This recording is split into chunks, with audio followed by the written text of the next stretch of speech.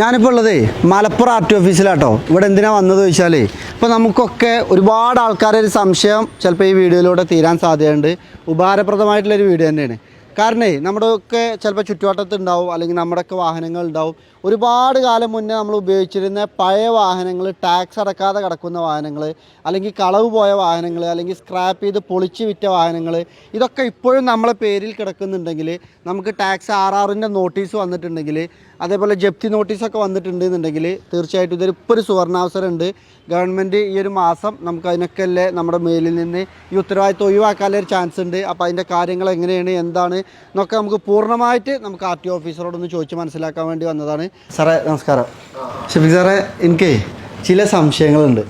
സാറിന് ബുദ്ധിമുട്ടില്ലെങ്കിൽ ഒന്ന് ക്ലിയർ ചെയ്ത് തരികയാണെങ്കിൽ. പബ്ലിക്കിന് ആവശ്യമായ എന്ത് സംശയങ്ങളും ക്ലിയർ ചെയ്യുന്ന നിങ്ങളാണല്ലോ അതിൻ്റെ മാധ്യമ പ്രവർത്തകർ. അപ്പോൾ പിന്നെ കുഴപ്പമില്ല. Thank you sir, thank you.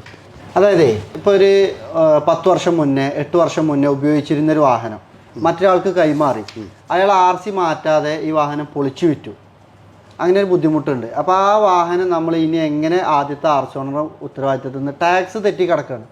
ഒരു 5 വർഷം 6 വർഷമായിട്ട് റിന്യൂവൽ ടാക്സ് ഒക്കെ തെറ്റി കിടക്കുകയാണ്. അതെങ്ങനെ നമുക്ക് ക്ലിയർ ചെയ്യാം? അതേപോലെ ടാക്സി വാഹനങ്ങൾ ടാക്സ് അടക്കാതെ ബ്രേക്ക് ടാക്സ് ഒക്കെ തെറ്റി കിടക്കുന്ന വാഹനങ്ങളുമുണ്ട്. അത് നമുക്ക് എങ്ങനെ നമ്മളെ പേരിൽ നിന്ന് ഒഴിവാക്കാമെന്നുള്ളൊരു സംശയം ഒരുപാട് നാളായിട്ട് കിടക്കുന്നുണ്ട്.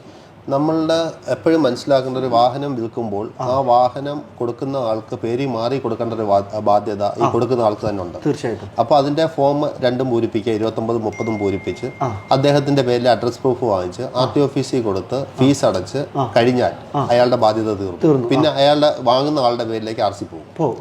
എന്നാൽ ഇപ്പൊ കണ്ടുവരുന്ന പ്രവണത വാഹനം അങ്ങ് കൊടുത്തതിന് ശേഷം പിന്നെ അതിന്റെ ടാക്സ് തെറ്റുക, അതിന് G ഫോം കൊടുക്കാതിരിക്കുക. ടാക്സ് നമ്മൾ അടയ്ക്കുന്നില്ല എന്നുണ്ടെങ്കിൽ വാഹനം ഓടുന്നില്ല എന്ന് കാണിക്കുന്നതിന്റെ ഫോമാണ് G ഫോം. ഈ G ഫോം കൊടുക്കാതിരിക്കുമ്പോൾ നമ്മൾ ആ ബാധ്യതയിൽ നിന്ന് ഒഴിവാകുന്നില്ല. അപ്പോൾ ശരിക്കും ഒരു 4-5 വർഷം കഴിയുമ്പോൾ 2 ലക്ഷം 3 ലക്ഷം രൂപ ഫൈനായിട്ട് കയറി വരുന്ന സമയത്ത് RR എടുക്കും, റവന്യൂ റിക്കവറി എടുക്കും. ഈ റവന്യൂ റിക്കവറി എടുത്തു കഴിയുമ്പോഴാണ് അറിയുന്നത് ഇവരുടെ വാഹനത്തിന്റെ ആള് പേര് മാറിയിട്ടില്ലെന്നും ഈ വാഹനം ഇപ്പം നിലവിലെവിടാന്ന് അറിയാനും പറ്റുന്നില്ല, കൊടുത്ത ആളിനെ അറിയുന്നില്ല. അങ്ങനെ മാനസിക വിഭ്രാന്തി മൂലം ഒത്തിരി ആളുകൾ നമ്മളെ RTOയെ കാണാൻ വരാറുണ്ട്. ഇവരുടെ വിഷമം കണ്ടു കഴിഞ്ഞാൽ നമുക്കൊന്നും ചെയ്യാൻ പറ്റാത്തൊരവസ്ഥയിലേക്ക് വരും. ഇത് കണ്ടിട്ടാണ് കേരള ഗവൺമെന്റ് ആവിഷ്കരിച്ച പുതിയ പദ്ധതിയാണ് വൺ ടൈം ടാക്സ് സെറ്റിൽമെന്റ് എന്ന് പറയുന്ന OTS പദ്ധതി.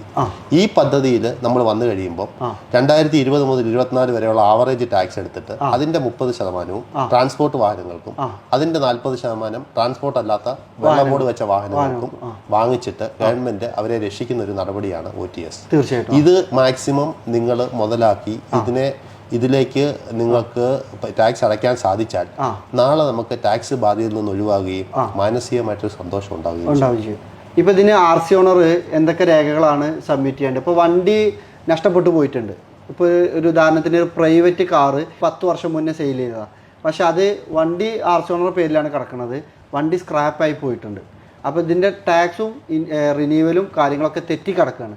അതിന് ഇനി RC ഓണർ എന്തെല്ലാം രേഖകളാണ് RT ഓഫീസിൽ സബ്മിറ്റ് ചെയ്യേണ്ടത്? ഇപ്പോൾ ഒരു രേഖയും ആ RC ഓണറുടെ കയ്യിൽ കാണാൻ വഴിയില്ല. വാഹനം 10 വർഷം മുമ്പ് വിറ്റുപോയി. വാഹനത്തിന്റെ നമ്പർ വാഹനത്തെ വാങ്ങിച്ച ആൾ ചിലപ്പോൾ മരിച്ചു പോവുകയോ ചിലപ്പോൾ അബ്സ്കോണ്ട് ആവുകയോ ചെയ്തിട്ടുണ്ടാകും. ഈ സന്ദർഭത്തിൽ വാഹനം മാത്രമാണ് എവിടെങ്കിലും കിടക്കുക, അല്ലെങ്കിൽ വാഹനവും ചിലപ്പം ഉണ്ടായിരിക്കും. ഈ സാഹചര്യത്തിലാണ് നമ്മൾ നേരെ ഈ OTS മുതലാക്കേണ്ടത്. ഈ OTS നമുക്ക് വന്നു കഴിഞ്ഞാൽ ഒരു 200 രൂപ പത്രത്തിൽ നമ്മൾ, അല്ലെങ്കിൽ ഒരു സ്റ്റാമ്പ് പത്രത്തിൽ വാങ്ങിച്ച് എഴുതി കൊടുത്ത് ഇതിന്റെ സത്യവാങ്മൂലം എഴുതി കൊടുത്തു കഴിഞ്ഞാൽ ഇതിന്റെ നികുതി ബാധ്യതയിൽ നിന്ന് 100% ഇവര് 4 വർഷത്തെ ടാക്സ് മാത്രം, അതായത് 10 വർഷത്തെ ടാക്സ് ഉണ്ടെങ്കിൽ പോലും ലാസ്റ്റ് 4 വർഷത്തെ ടാക്സ് കണക്കാക്കി അതിന്റെ 40% അടച്ചു കഴിഞ്ഞാൽ ഇദ്ദേഹത്തിന് ഇനി ഒരിക്കലും നികുതിയുടെ ബാധ്യത ഉണ്ടാവില്ല എന്നുള്ളതാണ് ഈ പദ്ധതിയുടെ ഏറ്റവും വലിയ ഒരു ഹൈലൈറ്റ്. അതുപോലെ തന്നെ നമ്മൾ മനസ്സിലാക്കേണ്ട ഒരു കാര്യം 31/3/2025 വരെ ഉള്ളൂ. ഇത് കഴിഞ്ഞാൽ പിന്നെ അടുത്ത ഗവൺമെന്റിന്റെ സമയത്ത് ഇതില്ല. ഈ ഡേറ്റിനുള്ളിൽ ചെയ്യണം. ഈ ഡേറ്റിനുള്ളിൽ ചെയ്താൽ മാത്രമേ ഉള്ളൂ. ഇനി അടുത്ത വർഷം വീണ്ടും വരുമെന്ന് പ്രതീക്ഷിക്കുന്നവർക്ക് തെറ്റി, അതിന് ചാൻസ് വളരെ കുറവാണ്. അപ്പോൾ ഇതുവരെയുള്ള ആ ഗവൺമെന്റിന്റെ ജനങ്ങളെ സഹായിക്കുന്ന പദ്ധതിയിൽ പങ്കാളിയാവും, വിജയിപ്പിക്കും. വലിയൊരു ആശ്വാസമാണ്. അടക്കാനുള്ള ടാക്സിന്റെ വെറും 40% അടച്ചാൽ മതി പ്രൈവറ്റ് വണ്ടികൾക്ക്. ടാക്സി വണ്ടികൾക്ക് വെറും 30% അടച്ചാൽ മതി. അപ്പോൾ തീർച്ചയായിട്ടും നിങ്ങളുടെ സുഹൃത്തുക്കളോ കുടുംബത്തിലുള്ള ആരെങ്കിലും, അല്ലെങ്കിൽ നമ്മുടെ തന്നെ വണ്ടികളൊക്കെ ഉണ്ടെങ്കിൽ അത്തരം ആളുകൾക്ക് ഈ വീഡിയോ ഷെയർ ചെയ്ത് കൊടുക്കുക. തീർച്ചയായിട്ടും ഉപകാരപ്രദമായിട്ടുള്ളൊരു സംഭവമാണ്. ഈ ടൈമിൻ്റെ ഉള്ളിലാവുമ്പോൾ നമുക്ക് പൈസയും ലാഭിക്കാം, നമ്മുടെ ആ വലിയൊരു ടെൻഷൻ ഒരുപാട് കാലമായിട്ടുള്ളത് നമുക്ക് ഒഴിവാക്കാനും പറ്റും. അപ്പോൾ thank you sir. Thank you. എന്തായാലും നിങ്ങളിത് ജനങ്ങളിലേക്ക് എത്തിക്കുന്നുള്ള പ്രത്യാശയോടെ നന്ദിയുണ്ട്. Thank you.